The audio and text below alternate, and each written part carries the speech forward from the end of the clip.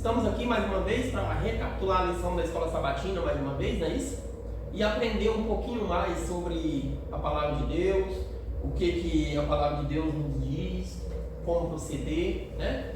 Por isso que nós temos aqui esse livrinho, ele nos ajuda bastante a conduzir a Bíblia, ele nos conduz na Palavra do Senhor, tá? Quero deixar bem claro para você que a lição da Escola Sabatina, ela nunca substitui a Palavra de Deus, ela é um guia para a Palavra de Deus, tá bom?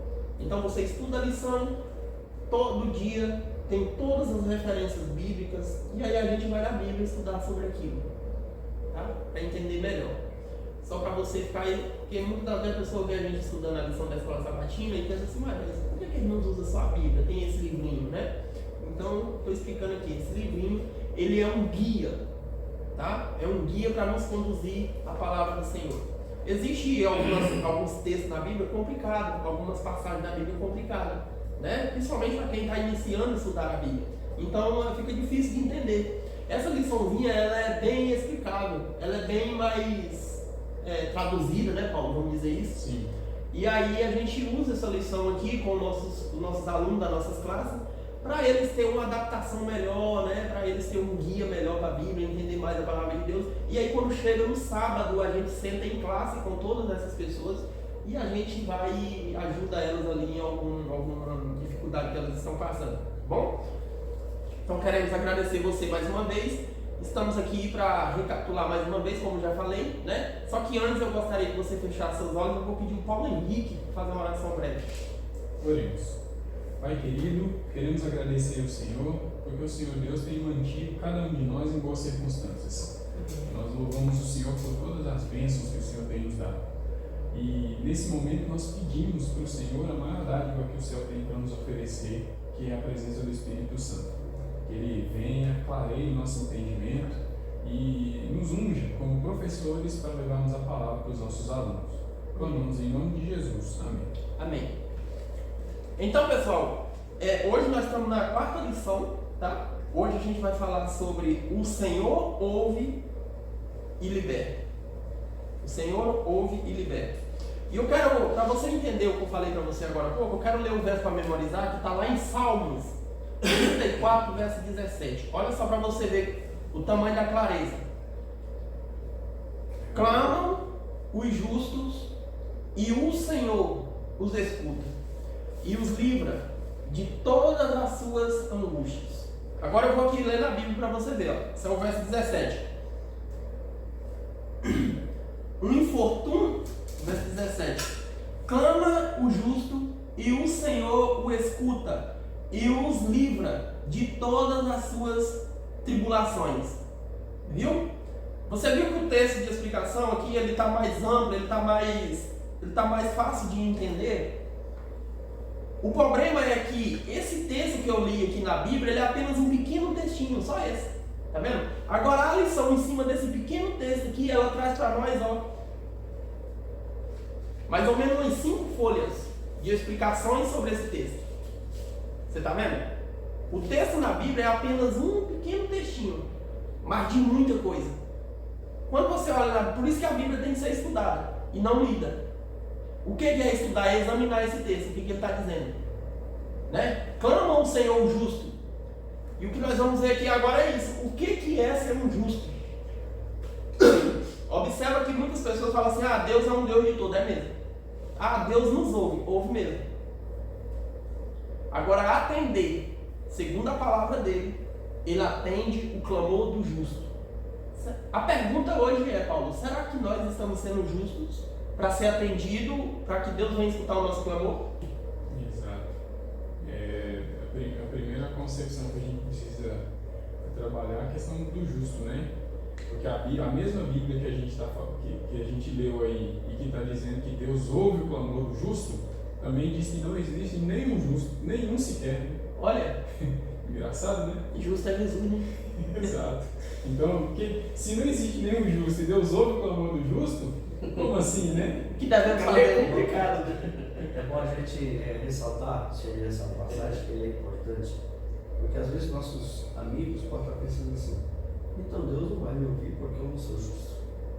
Só que essa passagem que você falou, ela é pequenininha, aí você disse que aqui tem 5 páginas, 6 páginas, o escritor tentou, dentro dessas letrinhas aqui, em 5 páginas, sintetizar aquilo que está dizendo, mas só que esse versículo, ele é inesgotável. Isso. Você vai ficar com ele durante a sua vida toda. Estudando teses e nunca chegou a Até isso. porque a Bíblia fala assim, tipo assim, olha, na cruz do Calvário tinha um justo e 2 injustos. E Deus ouviu a oração de um injusto. Então, tipo assim, olha, Deus tem um carinho todo especial pelos justos. A Bíblia diz que ele inclina, né, para ouvir o justo. Só que ele ouve todas as pessoas. Todos. A pessoa pode ser a pior pessoa do mundo, se sentir a pior pessoa do mundo. Se ele curvar-se diante de Deus, ele atende a oração. Depois vem a mudança de vida. Interessante isso. Gotinha de justificação aí, né? Então, aí que é, né? Que a gente precisa entender quem é justo. Porque dos seres humanos não existe justos. Não existe. Esse face da terra não tem. Não tem. Fala que é impossível. A palavra de Deus fala que é impossível sair, ou seja, produzir sinceridade no coração humano. Exato. Eu falo que o coração humano é enganoso. Enganoso e desesperadamente corrupto, né? Eu faço o seguinte exemplo. Um sujeito cometeu um crime, homicídio, matou alguém. 10 anos depois, ele não foi pego, mas se arrependeu profundamente daquele crime que cometeu. Se arrependeu tanto que ele visitou a família, durante esses 10 anos, visitou a família da pessoa que ele matou, fez assistências, pagou psicólogo para os filhos, fez tudo que estava ao alcance dele para tentar reparar o erro dele.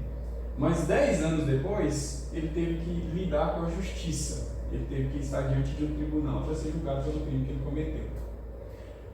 Quando ele estiver diante do tribunal, o juiz vai olhar para ele e vai falar: não, meu filho, já que você se arrependeu, você está ileso, está tranquilo. É isso que o juiz vai falar para ele? Não. Você fez, você vai pagar pelo seu crime. Mas eu me arrependi. Mas você vai pagar porque a lei exige que seja desse jeito. Entendeu? Então, essa é a nossa condição diante de Deus. Essa é a nossa condição. Eu fiz os pecados, não foi sem querer, foi por causa da natureza, mas cometeu o crime. Os nossos pecados estão registrados diante de Deus. Então, não existe pessoas justas diante de Deus. Todos nós estamos manchados, estamos sujos diante de Deus. Aí entra o que o Novo Testamento, ele usa esse termo justo. O Antigo Testamento usa sempre o termo justo. O Novo Testamento, com o apóstolo Paulo, vai citar o termo justificado, que é um pouco mais perto daquilo que acontece mesmo, né? O que é alguém justificado? É alguém que não era justo, mas que aceitou outro justificá-lo. Entendeu? Ele não era justo, mas outro veio e justificou. Por exemplo, o que é alguém escravizado? É alguém que era livre, mas que veio outro e colocou uma carga sobre os ombros dele e falou: agora a partir de hoje você é escravo, forçado ali. Então, o que é um justificado? É alguém que não era justo, mas que aceitou a justiça de Cristo cobrir ele. Aí nesse quesito, todos nós podemos ser justos, justificados diante de Cristo. Aí sim, quando você se reveste com o manto de Cristo, o que é que o salmista vai dizer aí? Que ele tem prazer em ouvir e atender a oração do justo e livrá-lo de todas as suas dificuldades. E até porque a Bíblia diz que a oração de justo, ele pode muito na sua eficácia. Sim, em Tiago, né? Por isso que eu disse que Deus, ele ouve todas as orações. Então, você pode ser a pior pessoa do mundo, ele ouve a oração se você tem um propósito de vida. Mas quando você fala, por exemplo, dos justos, Deus tem um carinho especial. E a Bíblia menciona: Deus teve um carinho especial com Abraão, Deus teve um carinho especial com Ló, Deus teve um carinho especial com Moisés, Deus teve... Você entendeu? Então eram pessoas que foram consideradas topo, certo? Na sociedade, quando eles estavam aqui na Terra. Então eles eram uma pessoa assim, diferenciada, não diferente, porque todos somos iguais, diferenciado. Porque acontece o seguinte: esse diferenciado, ele depende da minha opinião, depende da minha vontade. Então, se eu quero, você pode ter uma vida diferenciada em Cristo Jesus. Isso é verdade. Entendeu? Agora, todos somos iguais. nessa terra não tem ninguém melhor que o outro. Ninguém. Entendeu? Se nós aceitamos a justificação em Cristo Jesus, ela equipara, Ela nos iguala, ela né? nivela. Aí entra a diferença. Por que Deus ouve o justo com prazer e atende a oração dele? Qual é a diferença? Por quê?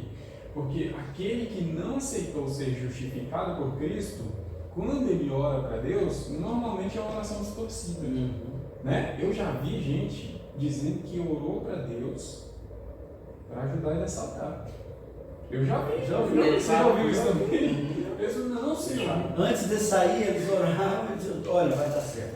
Como é que Vai lá, Como é que Deus pode atender um tipo de oração dessa? Você entendeu? Então essa é a diferença da oração do justo para a oração do aquele que aceitou ser justificado por Cristo e daquele que não aceitou. Essa é por isso que Deus tem prazer, porque o justo, quando ele clama, ele não clama com pedidos egoístas, ele não clama para se aparecer, ele não clama para ser superior aos seus irmãos, ele não clama para coisas triviais, para o seu prazer terreno, não, ele clama pela obra do Senhor, para que pessoas saibam, para glorificar o nome do Senhor. Então é por isso que Deus tem prazer em ouvir e atender a oração do justo. Olha só o que ele está falando no verso 18 aqui, para a gente entender melhor isso aqui, ó. Perto está o Senhor dos que têm o coração quebrantado. Isso aqui, ó. Isso aqui está falando, por isso que quando a Bíblia fala de justo, é isso aqui, ó. Quando você aceita o justo, que é Jesus, como o Paulo falou, aí você começa a fazer isso aqui, tá vendo? Ter um coração quebrantado. O que é ter um coração quebrantado? É você ver que você necessita desse Salvador, que você errou, mas você está ali arrependido, está pedindo perdão, quer ser uma pessoa melhor. Por isso que a Bíblia está dando esse nome de justo para esse tipo de pessoas. Entende? Então esse nome de justo aqui, ele não cabe para as pessoas que não se arrependem, para as pessoas que não aceitam esse justo, que é Jesus, como o Paulo falou. Tá? Essa palavra justo, ela não cabe para as pessoas que não ligam para o Espírito Santo, que não ligam para Jesus, que não ligam para Deus. Não está quebrantado, né? Não está quebrantado. O justo que é isso aqui, ó, é você se derramar nos pés de Jesus e falar, Senhor, eu não consigo, me ajuda. Reconhecer a miséria, né? Isso. Toda vez que a gente vai fazer isso, mesmo a gente falando todos os dias, a gente fazendo isso aqui, essa palavra justa ela é dada para nós. Essa palavra justo e quebrantado, ela pode ser ligada a receber a Jesus e a Deus como Senhor da minha vida. Porque deixa eu dizer um negócio para você, aceitar a Jesus como Salvador, todo mundo aceita. É simples. Aceita Jesus como seu Salvador ou aceita.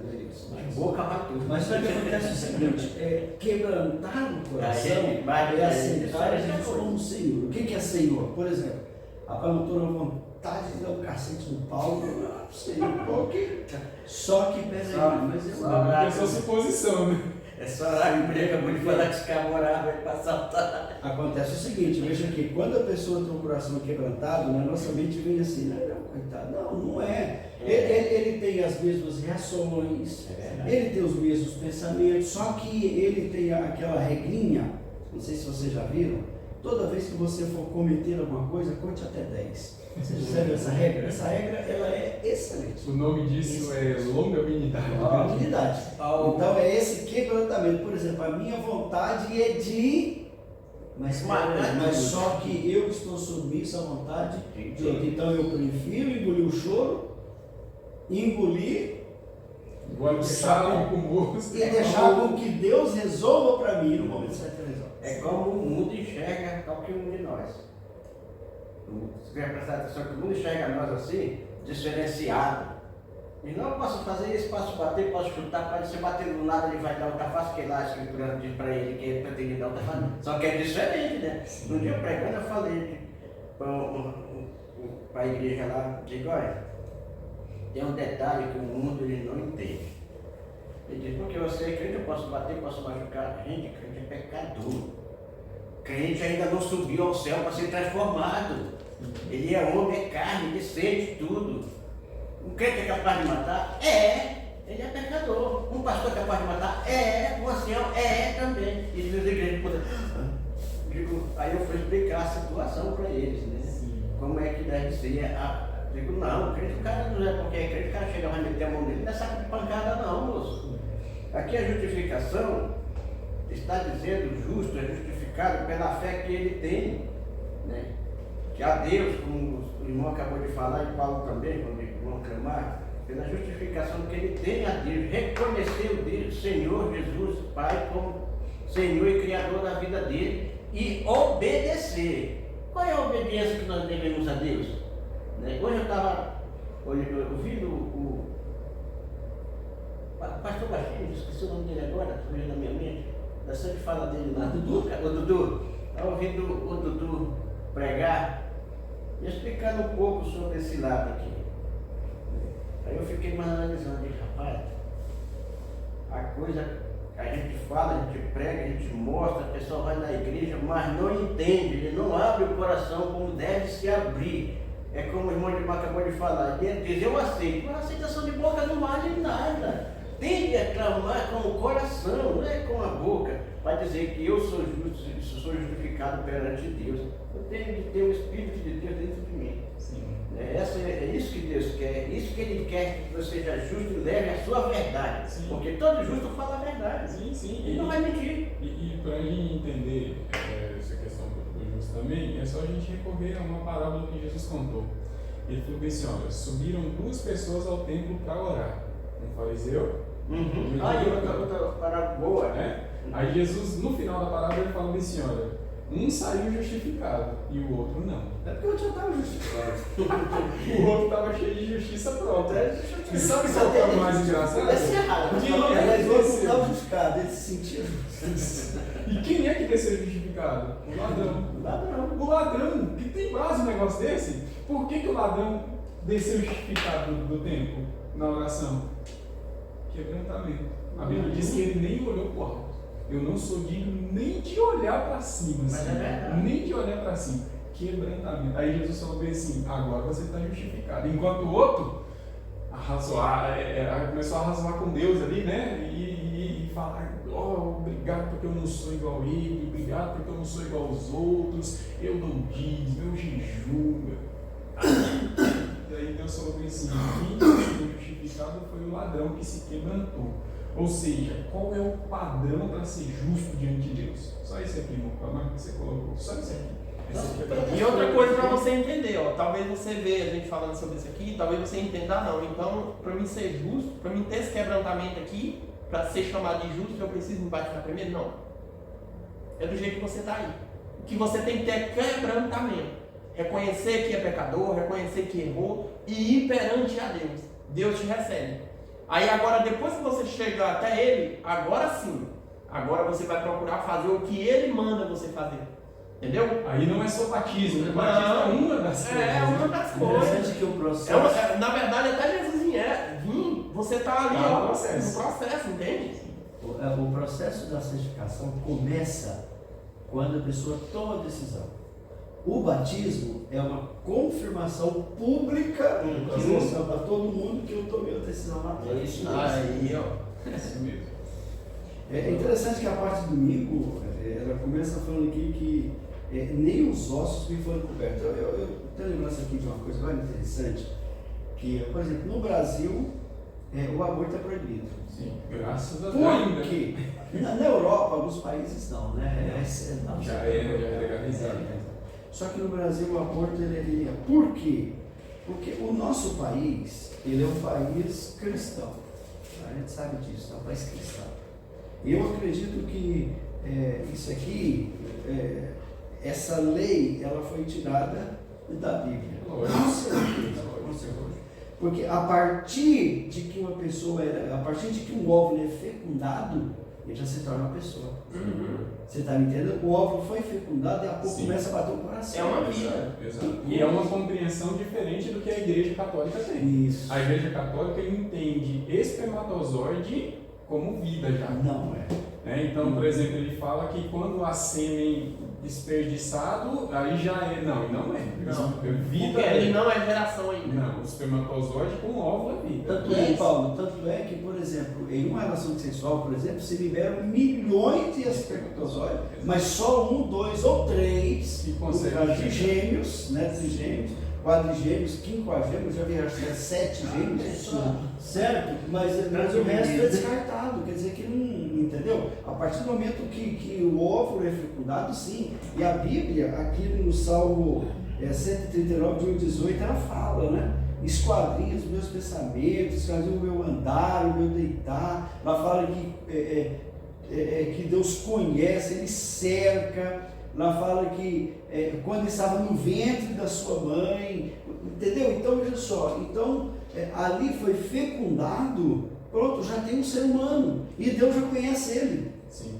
E o processo de um acompanhamento de Deus com essa pessoa começa ali. Ele conhece, ele sabe quem, ele sabe quem vai ser. Sim. Interessante Isso é tão profundo, Edmar, que primeiro de tudo, quando isso acontece, Deus já designa um anjo para cuidar.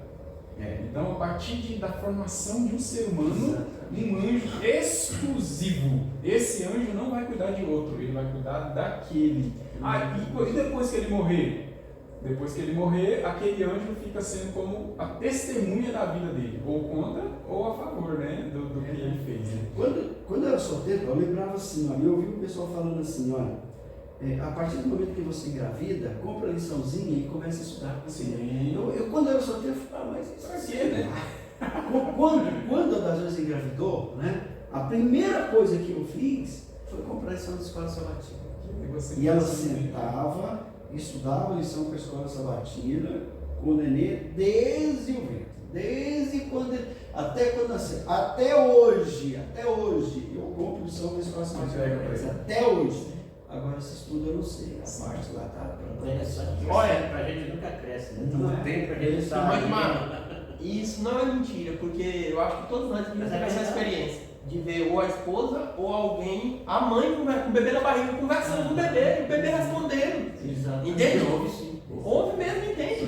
Não só ouve, como entende as influências. Né? Você sabe que eu estava vendo um psicólogo, ele falando sobre isso, por exemplo, por que existem tantas crianças delinquentes hoje? Sabe por quê? No ventre materno, o pai batia na mãe, Sim, ele eles ignorou brigavam, exatamente. E ele ouve tudo, você sabe? Ele ouve, ele entende, por exemplo, o que está acontecendo lá fora. Olha, E Edmar, nasce até traumatizado, Exato, dependendo da por criança isso que que tiver fica no no ambiente. olha só, por exemplo, tem pai e mãe que ignora que uma criança, um bebezinho, ele tem ciência das coisas, tem relação na frente da criança, ali do lado da criança, e forma um estuprador depois. Ele está formando um pervertido sexual na frente. Verdade. Então, assim, olha só o tanto que é profundo, né? E outra coisa, quando a gente descobre esse salmo maravilhoso aí, é o 138, né? Isso. Quando a gente começa. 139. Quando a gente analisa esse salmo, a gente descobre que Deus cuida, sabe de todas as coisas, e isso é tão profundo que não me deixa desesperado quando eu cometo erros, quando eu cometo deslizes, entendeu? Então, cometeu o pior erro da sua vida, você lembra desse salmo aqui, ó. Você acha que Deus não sabia que você iria cometer esse erro? Você acha que quando você lá foi fecundado lá e foi para o útero da sua mãe, Deus já não sabia que você iria cometer essa presepada, esse erro que você... Deus já sabia que você não pega Deus de surpresa. Deus sabe de todas as coisas. E se Deus sabe, por que Ele permitiu eu nascer então? Aí é uma questão de amor. Aí o nome disso é amor. E aí, quando você entende o amor de Deus, não tem como você não voltar-se para Ele com amor também. Então, qual é o processo de amar a Deus? Eu vou para Deus e amo Ele? Não.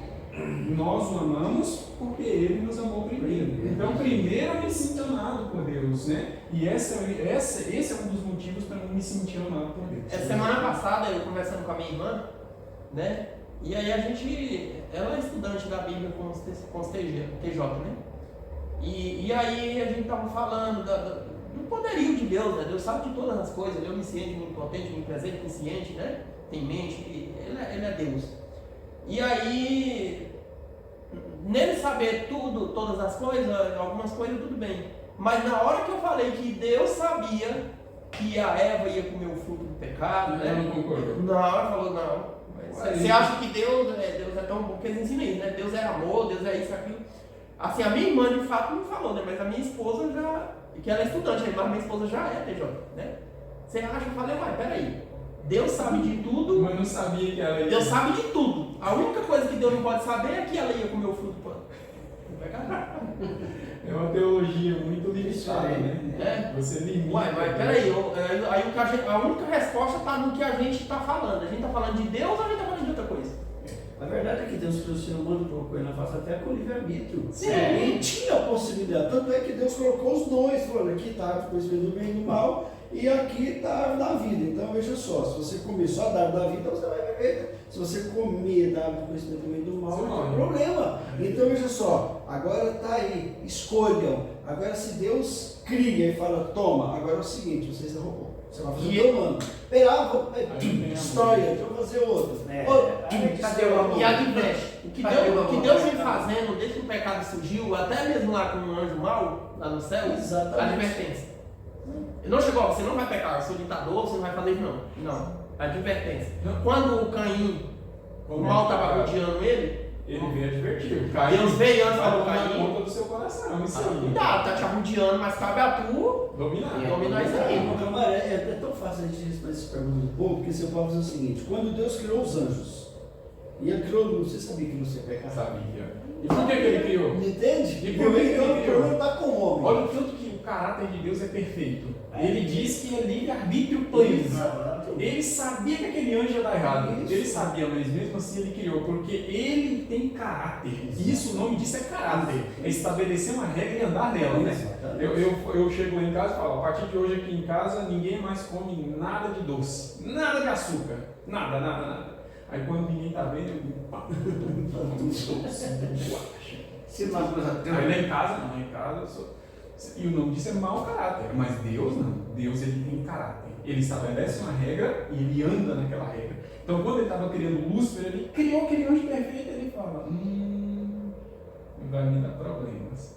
Mas livre-arbítrio também. eu não posso quebrar a regra que eu mesmo estabeleci. É a regra do livre-arbítrio. Quem que pagou o maior preço e paga até hoje o maior preço pelo pecado? Ele pagou e Deus até hoje vê as suas criaturas sofrendo, até hoje, né? Então o maior preço que paga não é o ser humano. Eterno é Deus. O ser humano ele sofre por uma vida. 80, 100 anos, às vezes, né? Os que chegam aí com mais aí de sofrimento, aí chega a 110 anos, talvez, Mas a Bíblia diz que quando chega isso aí é cansaço e enfado. Cansado e enfado. E encerra, descansa. O sofrimento E cessa criar. na sepultura. Deus não. Deus assiste o sofrimento contínuo. 6.000 anos de sofrimento. E criar faz parte do amor de Deus. Exato. Destruir a parte Faz parte do amor de Deus. Agora, olha só se tem justiça nisso. Eu vou comparar esses dois controles aqui, ó. Olha lá se tem justiça nisso.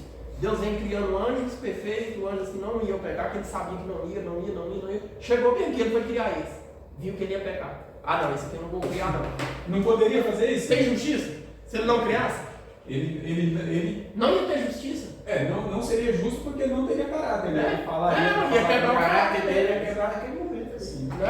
Exato. Isso é Interessante. Às vezes as pessoas não entendem o modo do caráter de Deus para a humanidade. Olha, essa semana passada, aconteceu, não sei o que foi lá, com uma conhecida da Ana, amiga dela, sei lá, eu vi ela clamando lá, e eu ouvi ela falar para ela, parece que o filho dela morreu. Ela clamava lá para os Ana, tu me falou aquele dia de Deus que tem amor e tudo. E aonde que Deus estava nesse momento? Aí a Ana veio, na hora me falou, chamou. Uma amiga minha, ela me procurou onde Deus estava. Ele disse, o que ele falou para ela? Nada. Eu digo, olha, é assim que eu estou respondendo para ela. Eu não precisa rodear, não. Ele diz, aonde Deus estava quando Cristo estava morrendo por você naquele calvário? Veio do seu lado, no mesmo lugar. No mesmo lugar estava quando o seu filho morreu também. Né? Agora, se você ter fé e aceitar Ele como Senhor e Criador na sua vida, reconhecer o senhorio dele acima de tudo, Sim. quando ele voltar, ele vai entregar seu filho. Sim. Né? Exatamente. E outra coisa que o Salmo 139, ele traz a ideia seguinte, veja. Porque hoje a gente tem a ideia de Deus presente em tudo como o quê? Como alguém que está vigiando. policia, né? Você já viu quando você tem uma criança que ela é bem imperativa, né? Uhum. Aí ela fica dentro de casa, você fica andando atrás dela. Quando ela põe em algum lugar, você bate a ideia, parece que quando é isso aqui, é que Deus está olhando e quando você vai dar um tapa na sua mãe, Não é isso. Não E é. não é isso que o livro dos Salmos nos apresenta. Exatamente, Paulo, o que está dizendo, está mostrando um Deus que ele cuida de você desde quando você está dentro do ventre materno. E a lição diz assim, olha, se você descer na profundeza do céu, Deus está lá. Se você subir na altura, Deus está lá. Se você for para o norte, para o sul, para o leste, aonde você vai, ele está. Da sepultura, todo canto ele está, nas maiores profundezas do abismo. Exatamente. E ele está ali para te ajudar. Você está me entendendo? Não é para te vigiar. Ah, tem que vigiar. Então você tem aquela mentalidade, Deus vai assim, nossa, então Deus está aqui, então agora eu tenho que me importar como se fosse um anjinho. Essa é a mentalidade humana. Só que o que o Salmo está me dizendo é o contrário. Aí as pessoas perguntam assim, então por que acontecem tragédias? É porque é a lei do pecado. É a lei do pecado nesse mundo. A Bíblia diz que o salário do pecado é a morte. E outra, quem de fato hoje ele às vezes dirige o mundo é o próprio inimigo. Sim. Porque as tragédias que acontecem, aliás, ele usurpou isso daqui, diz que é dele, então ele apronta. Então veja só, hoje Deus ele me conduz desde o ventre materno para a salvação. Exato. Esse é o processo. Sim, exato. Entendeu? Exato. Não é aquela questão de que ele está ali para te desvirtuar. Sabe qual é o problema nosso papel? É que nós somos uma sociedade extremamente egoísta. A gente só consegue olhar pelo nosso próprio umbigo. Olha, Deus, ele conduz, olha como Deus conduziu os cristãos no primeiro século. Gente, família inteira era morta, criancinha, só pelo fato de ser cristão. E por que Deus permitiu isso? Porque é o que você disse, é o processo de salvação. Deus ele não enxerga eu só nesse momento. Nós vivemos a sensação do imediatismo. Agora. Não, Deus não trabalha com isso. Infelizmente, Paulo, existem muitas pessoas que só aceitou a Deus na vida depois que aconteceu uma tragédia na família. Não era para ser assim. Mas infelizmente Mas assim. a pessoa que insistiu até ver acontecer o mal na família dele ou nele mesmo para ele poder aceitar. Olha, meu pai, dentro disso aí que você está falando, como é que o apóstolo Paulo se converteu? Olha, tá vendo? Quando que ele se converteu? Não foi depois do apedrejamento de Estevão? Ele, depois do apedrejamento de Estevão, ele se converteu. E quantos cristãos não se converteram vendo os outros morrer? Queimado, no Coliseu. Quantos? Quantas pessoas não se converteram depois do sofrimento? É assim, porque as pessoas veem e enxergam que o pecado não compensa. O reino de Satanás, ele vem de ilusão. O único jeito de Deus permitir que você enxergue a ilusão, que é tudo uma farsa, é deixando sofrer. É você enxergando o sofrimento. Sem sofrimento, você sempre vai ver iludido, né? Sempre vai ver iludido. Olha só, coisa aqui. olha só aqui ainda nessa lição de domingo. Né? A lição está falando, você já quis ajudar alguém? Olha só para você ver, qual é o problema do mundo em geral? É porque eu falo nós, porque a gente também tem essas falhas. Muitas das vezes a gente quer resolver o nosso problema no irmão, no pastor, ali com o banco, dependendo da situação, né? Mas quem resolve nossos problemas? É Deus. Irmão Edmar, você pode pegar um mendigo na rua, ele está doente, passando fome, você pode ir lá, levar ele no hospital, o médico vai lá, cura ele, sara ele, dá remédio, tudo. Você compra uma casa linda, maravilhosa, entrega para ele, veste ele bem, dá até um emprego, você está entendendo? Você acha que você resolveu a situação desse camarada? Não resolveu. Por quê? Porque quem é que resolve? Deus. É Deus que resolve. É mais profundo. Porque o padrão de justiça é o de Deus, né?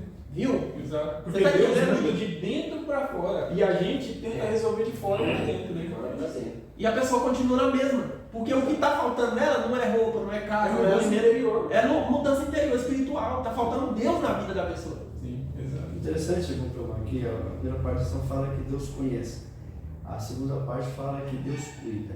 E aqui ele usa um termo interessante, que ele fala assim, olha, ele inclina. Eu vi uma vez um educador dizendo, ele falou assim que para você educar uma criança, você nunca pode falar para ela de cima para baixo, sabia disso? Você se iguala. Ele falou assim, olha, para você educar uma criança, você tem que ajoelhar, ficar da mesma altura dela e conversar com ela Olho no olhando nos olhos. Sim. Você sabia que essa metáfora, né, de Deus inclinar é justamente isso aí. Então, pessoal, Deus jamais ele incrimina a pessoa. Jamais. Você pode ser o maior pecador. Ele inclina, ele vai até você. Então, esse processo de Deus inclinar até mim demonstra que ele tem um cuidado totalmente especial, porque o pai que não tem cuidado do seu filho, de cima para baixo ele dá um tapa na cabeça, xinga, joga no chão, bota no joelho, eu vou resolver assim, quer dizer, autoritarismo. Isso, pelo contrário, vai causar naquela criança um trauma para o resto da vida. Ele vai se tornar depois uma pessoa violenta. Coitada da esposa, se for um homem, uma criança, se for do sexo masculino, coitada da esposa dele. Vai. Você entendeu? Se for feminino, coitado do marido, porque hoje tem você está me entendendo? Então a Bíblia diz, olha, que Deus inclina. Você sabe que a gente precisa ter assim, muito cuidado sobre isso, porque muitas vezes a gente está passando por problemas e a gente ora a Deus lá no céu. Ah, Senhor, o Senhor que habita os mais altos céus. Não, pelo contrário. Nesse momento você tem que orar a Deus como se estivesse bem perto de você. Perto, do lado. De igual para igual. De igual para igual. Porque quando. É interessante que. Hoje eu vi o pastor explicando, ele falou assim que o povo de Israel, eles têm muitas montanhas, pelo monte de Jerusalém, um monte. Então eles oram muito para isso aí, mas só que Deus está bem além do monte. Ele está acima do Monte das Oliveiras, ele está acima. Você está me entendendo? Então você olha, o que acontece? Por exemplo, você está passando por um problema. Se você orar a Deus lá no céu, fica assim, bem distante. Parece que Deus só ouve. Mas quando você ora a Ele, sentindo a presença dEle bem perto, você sai da oração com uma sensação de satisfação tremenda. Por quê? Porque Ele está ali e a criança também da mesma forma. Quando você ajoelha e senta no chão e conversa com a criança, ele se sente mais seguro, porque você está ali perto. Agora, se ele olhar para cima, aí ele se sente inferior. Você entendeu? Então, eu creio que o ser humano hoje, Deus, ele cuida do ser humano como um pai bom cuida do seu filho, dessa maneira. Ele é Senhor, ele é superior a você em Exato. todos os aspectos, Exatamente. mas ele é Senhor seu na hora de você obedecer. Confia, obedece, segue de olho fechado, que ele é seu Senhor, ele vai te guiar. Agora, na hora de você ser entendido, ele está de igual para igual, ele desce, né? Ele se inclina como texto. Não, no começo da Bíblia a gente vê, quando Deus ia falar com Adão e Eva, ele falava lá de cima? Não. A Bíblia diz que todas as tardes Deus ia na presença deles. Aonde? No jardim. No jardim, falar com eles. Ele dizia. Ele poderia ia muito bem falar lá De de cima. cima, exato. Só que houve um tempo que o homem cortou essa relação, expulsou Deus da presença dele. É até interessante isso aqui, eu só vou fechar aqui o raciocínio, porque acontece, aqui tem dois grandes extremos. Você sentir Deus perto de mim, e agora, já que ele está perto de mim, eu falo, e aí? Eu contra a parede, eu falo, eu determino que o Senhor faça isso por mim. Não é eu que, quando Deus ele vem, quando ele inclina, não é eu que equiparo a Deus, é Deus que equipara a mim. Sim. Eu continuo ser pequeno do mesmo jeito, mas ele inclina e ele se torna igual a mim. Só que eu estou bem abaixo, eu nunca vou me tornar igual a ele. Jamais. Então temos limites, certo? Deus é Deus e eu sou homem. E outra, Deus ele pode vir, inclinar e falar assim, meu filho, eu não vou responder sua oração. Beleza. Ou eu vou responder ou não. Exatamente. Ou ele vai dizer assim, meu filho, espera aí uns 20 anos. Sim. Ou ele vai responder na hora, assim, ó. Você está me entendendo? Qual que é o nosso grande problema? É que hoje, Paulo, eu faço assim, olha, nossa, eu estou com vontade de comer um sanduíche. Peraí. Já tocou a campainha. Já chegou. Rápido. Hoje é tão engraçado que antigamente, se você quisesse ferver uma água, lembra da lenha, tem que fazer a lenha pegar fogo. Hoje você mete no micro-ondas lá, cara, com 1 minuto tem que estar borbulhando. Ontem eu passei por um episódio interessante. Ontem eu tive que não deu para mim assinar os papéis lá da transferência do caminhão, né? E aí eu cheguei no gerente e ela falou assim, você vai ter que ir lá no caixa. Aí eu entrei para dentro do o banco Itaú, agora é totalmente diferente, não tem mais aquela porta giratória na entrada. Não tem, só nos caixas. Então você entrando ali dentro dos caixas. Eu peguei e entrei, passei pela porta giratória com o celular no bolso, com a chave. Quando eu entrei, eu dei eu falei, ué? Aí o guarda veio e falou assim, botei lá e saí, falei pro guarda, falei, moço, tem 1 ano. Tem mais de ano que eu não entro aqui, eu até esqueci. Porque hoje Resolve tudo pelo pelo celular. celular. Ou você paga, recebe, resolve, conversa até com o gerente. Você não vai mais na agência. Eu fui lá pegar, assinar papel e pegar um cartão. Você está me entendendo? Então é da mesma forma. Então o ser humano hoje, assim, o inimigo, ele colocou no mundo assim, ó, a coisa tem que ser rápida. Esse dia eu ouvi um pastor no tempo falando assim, ó, o pessoal aí está falando assim, olha, que tem uma religião que prega sobre a esperança. Que esperança que nada, pô, o negócio tem que ser aqui na terra. Que esperança, então você vai viver na esperança até quando? Tem gente que morre, tem gente que morre e não alcançou a esperança. Ele é contra a esperança. Exato, porque Que mensagem de amor. você sabe quem é, né? Por quê? Porque hoje numa igreja aí, não vamos citar o nome, está gravando, né? Eles falam o seguinte, você determina Deus. E ele vai. Determina que vai lhe dar, meu amigo. Se eu não lhe der uma coisa, está com problema. Você está me entendendo? Não, a gente vê na esperança. Só que a nossa esperança é totalmente aquela esperança que fica esperando ali assim, Não, a esperança é diferente, ela te move. Sabe qual é o problema, Edmar, da nossa sociedade? É que nós temos, é a sociedade que mais teve, que tem oportunidade de conhecer a Deus, e é a sociedade que menos conhece a Deus. Não entende Deus. Nós entendemos de pastores, nós entendemos de igreja, nós rotulamos as igrejas, rotulamos os crentes, mas a gente não conhece a Deus. Porque se eu conhecesse a Deus pela Bíblia, eu entenderia que Deus não age desse jeito, não é assim que Deus trabalha, né? Paulo, olha só pra você ver, Zacarias com a esposa, quantos anos que aquele pessoal vinha pedindo a Deus um filho? Ele eu acho que ele já acalentava no coração que não teria mais jeito, né? Pois é, ué. Foi responder, ele estava velhinho dentro do santuário. Um anjo veio lá para Zacarias, ele nem acreditou mais, porque da idade de tal. A mulher estéril também. Você sabe quanto ponto importante? A mulher estéril. Sabe quanto importante que a lição traz essa semana? Você já está bem avançado, a gente vai conseguir, mas aqui está falando que Deus é defensor, ele defende o ser humano. Lá fala assim, por exemplo, quando Deus tirou o povo de Israel do Egito, e ele estava caminhando pelo deserto, o Salmo 105? Não, é o Salmo 114. O Salmo 114 fala assim, ó, o mar fugiu, certo? Quer ver? Os inimigos foram... Lá fala que o mar fugiu, o Jordão recuou, os montes saltaram como um cordeiro. Você sabe por quê? Porque a presença de Deus estava com o povo de Israel. Sim. Interessante, Paulo, que hoje o pastor Zanardi falou uma coisa interessante. Ele falou assim que no Velho Testamento, por exemplo, lá fala de 6 vezes que Deus ele é... meu pai, esqueci que agora. Mas lá fala 32 vezes que ele... sim, lembrei. Lá fala de 6 vezes que Deus é criador. E fala de 32 vezes que Deus é protetor. Então é interessante que quando Deus tira o povo de Israel do Egito e ele caminha pelo deserto, a proteção de Deus era visível, era tão visível que aquelas pessoas por onde o povo de Israel ia passar, eles não deixavam. Aqui na minha terra vocês não vão passar. Aqui vocês vão passar. Porque a gente ouviu que vocês tomaram a água da rocha. A gente ouviu que vocês pegaram maná do deserto. Nós ouvimos que o mar vermelho abriu.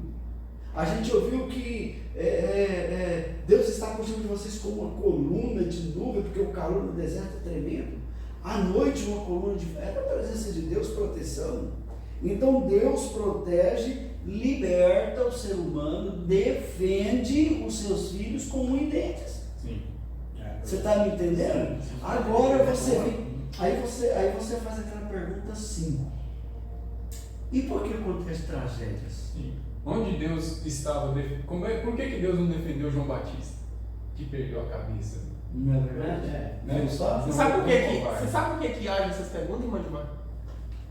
Falta da confiança. A resposta está aqui, ó. Isso. Nós não conhecemos. Antigamente Deus tinha que descer para poder responder ao homem. Exato. Entende? Hoje ele não desce, mas ele fez melhor, está tudo aqui. Exato. Tudo o que nós queremos saber. Não há revelação para fazer além do que está aqui. Eu só questionar por que Hoje, tipo assim, Paulo, por que Deus permite isso acontecer? Está aqui a resposta. Os profetas antes, Deus vinha em sonho, vinha em visões, falava pessoalmente, né? Hoje em dia, os profetas de hoje, está escrito. O que eles fazem aqui é o que está profetizado. Não tem coisa de chegar, irmão, que eu vou profetizar a tua vida, que eu estou te mentindo. Vou te falar mentira. Interessante que o irmão estava falando aí sobre os cuidados de Deus, né? E aí eu fiquei analisando aqui os cuidados de Deus. Deus, as pessoas dizem, por que onde que estava Deus quando aconteceu tal coisa? A mesma coisa que ele estava pronto, que estava na cruz do Calvário, João Batista também, ele estava do mesmo lado. Agora, se eu crio, vamos dizer, se eu crio um carro bem aqui, eu faço um carro, eu vou especializar qual é o material que você vai aplicar no carro. Se colocar errado, Tem uma nova instrução. tem uma nova instrução para destruir ali. Deus, Ele fez a cada um de nós, eu, você e todos aqueles que nem conhecem a Deus, mas foi feito pelas suas mãos. Ele também deixou um manual que é este aqui. E Ele não distancia de nós também, fica cuidando. Para quê? Para que nós não façamos coisa errada. Mesmo dando livre arbítrio, Ele explica que não faça, que você vai se perder. Você vai pecar. Então siga minhas instruções. Está aqui a minha lei. Agora eu vou dizer a lei de Deus coisa bonita. Eu vou pregar que Cristo não é filho de Deus, que só existe um Deus criado. Não, para aí. Então onde é que eu estou tirando essa doutrina? Ou eu estou pegando um manual para seguir, ou o que eu estou fazendo? Estou criando outro manual. É perigoso, né? É perigoso para a vida. E como é que Deus trabalha, né? Essa questão da proteção. Por que uns ele deixa, por exemplo, Deus tira Jesus tirou Pedro da cadeia, mandou um anjo lá, o anjo foi lá. Mas o mesmo Jesus que tirou Pedro da cadeia, deixou Tiago, irmão de João, cortar a pescoço. O Bielso foi lá e pegou ele para Marte e matou. Por que protegeu um e salvou outro? Ninguém sabe. Porém, a gente não tem nada a ver com isso. Qual é o nosso dever? O nosso dever é aceitar a Deus. Como é que Deus trabalha? Vai lá para o livro do Apocalipse, a gente vê na abertura de um dos selos, se eu não estou enganado, o sétimo, o quinto, o sexto ou quinto, diz assim que quando foi aberto o selo, as almas dos mártires estavam ali clamando por justiça, né? E essa alma aí, antes que você entenda errado, são pessoas que foram mortas, porque a Bíblia encara a alma como um todo, né? Eu sou uma alma, eles são uma alma, né? Ser vivente. Exato. Essas são vidas, é o sangue, é a mesma coisa que Deus fala para Caim. Então, o sangue daquelas pessoas estavam clamando por justiça, porque eles morreram. Abel, inocente, morreu.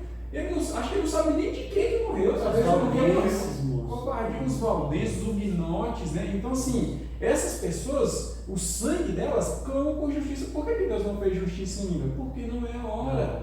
Deus, ele é maior do que a gente pensa. Deus, ele é atemporal. Deus não está aqui para fazer justiça para o meu caso no meu tempo, Ele vai fazer no tempo dele. E se eu não entender isso, eu vou viver frustrado com Deus, né? E também, Paulo, completando isso daí, o salmista que diz que ele entrou no santuário, primeiro ele olhou, viu as pessoas alegres, falou, nossa, mas como é que Deus é? Quando ele entrou no santuário, ele viu o fim deles. Sim. Ele viu o fim. Exato. Até então você tem uma certa visão, você fala assim, caramba, eu me submeto a Deus, eu me entrego a vida a Ele, eu faço tudo. Isso são sofrimentos, meu vizinho, o camarada deve ser todo dia, bate na mulher e fala, olha, ele comprou um carro zero, olha a casa, olha a minha, está com goteiro, mas cadê, Senhor, cadê a justiça? Foi isso justamente que o salmista viu quando ele entrou dentro do santuário e falou, nossa, olha o final deles. Quer dizer que justamente você está falando, a justiça de Deus, ela vai vir quando a taça da ira de Deus ela encher, diz a Bíblia. Exato. Quando a taça da ira de Deus encher, aí diz que vai cair o que? As pragas sobre a terra. Quer dizer que eles queriam o sangue dos filhos de Deus, então vai dar sangue para eles. Você entendeu como é que é? Então veja só, hoje, aparentemente para aqueles que não conhecem as Escrituras, Deus é injusto. Sim. Deus é injusto, é verdade. Madre Teresa de Calcutá, uma pessoa tão boa, como é que morreu assim? Você está me entendendo? O Papa João Paulo, Nossa, o camarada tomou, por que ele foi atingido? Por que depois a sua saúde... Mas por quê? Por quê? Não, o camarada... Você entendeu? Depois você vai ver o fim de cada um. Quer dizer que é no momento certo que a justiça de Deus não se dá. Olha só, irmão Gilmar. Para você que tem dúvidas sobre essa questão das almas debaixo do altar, e também toda a Bíblia, né? Vou falar aqui, eu acho que os irmãos vão concordar aqui. Você precisa, como nós precisamos, né, estudar santuário, para nós entender essa questão. Entende? Porque quando a gente estuda santuário, a gente vai entender essa questão da alma. Quando você estuda sobre o santuário, você vai entender a questão que Deus aboliu na carne a lei em forma de ordenança. Você vai entender essas coisas que você não entende. Tem que ler as leis e rituais da época, do Velho Testamento. Sabe esse Velho Testamento que algumas pessoas abulam e dizem que não precisa, só o Novo? Pois é aqui que você vai aprender. Um dia vocês vão clamar agora, tá tudo aqui, ó. Tá tudo aqui. É só procurar. Interessante, irmão. A lição termina falando sobre o auxílio do santuário. Rapaz, ela é muito interessante, porque aqui diz o seguinte, por exemplo, no santuário, quem que ministra hoje no santuário, no lugar santíssimo? Jesus. O que ele está fazendo? Sou um sacerdote, né? O que ele está fazendo ali? Julgando, e a Bíblia diz que ele ia começar por quem? Pela casa de Israel. Então veja só, aqui diz assim, olha, aonde é que nós buscamos o auxílio? Dentro do santuário. Aí você fala, não, mas dentro do lugar, dentro do santuário, já é lugar de execução. É ou não é? Não era dentro do santuário que executava o animal? Não era lá que buscava? Só que hoje, dentro do santuário, existe um cordeiro que foi sacrificado, que é Cristo. Execução de purificação. Aonde hoje não há mais expiação. Quer dizer que eu vou dentro do santuário para fazer o quê? Para buscar a salvação de Cristo. Então o santuário hoje não é mais um lugar de expiação e não é mais um lugar de separação. Pelo contrário, todos aqueles que vão até o santuário, eles recebem a salvação em Cristo Jesus. Porque já está pronto. Já está feito. Minha resposta hoje diz que deixa eu ver como é que eu expliquei aqui. O santuário é lugar de habitação de Deus. Exatamente.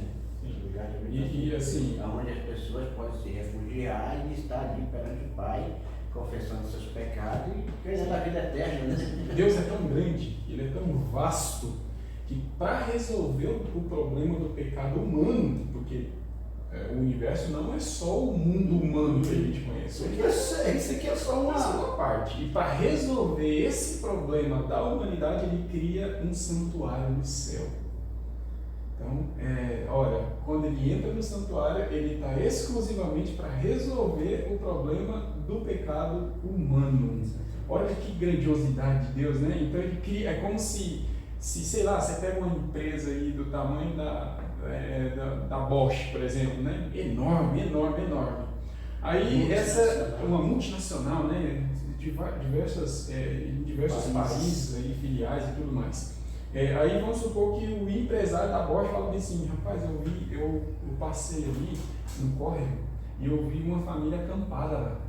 Eu queria que a minha empresa resolvesse aquela questão ali. Aí o que ele faz? Ele vai lá dentro da empresa dele e cria um departamento para resolver o problema da família que está ali na beira do córrego, né? Aí ele começa a ajudar todos os que estão acampados, mas é um departamento, a empresa dele é muito maior que isso, você entendeu? Então é isso que Deus fez, Ele cria um departamento que é o santuário para resolver o problema do pecado humano, certo? E olha o tanto que Ele foi bondoso e amoroso e generoso. Ele pegou esse departamento do santuário e ele trouxe esse departamento para a terra. Ele vai trazer para a nova terra e vai habitar com a gente perpetuamente. Então, olha só, ele tira a casa dele do céu, coloca a casa dele na terra e vai viver com a gente eternamente, porque nós somos a raça que conhecemos os dois lados, né? O bem e o mal. Então, assim, no santuário é que a gente consegue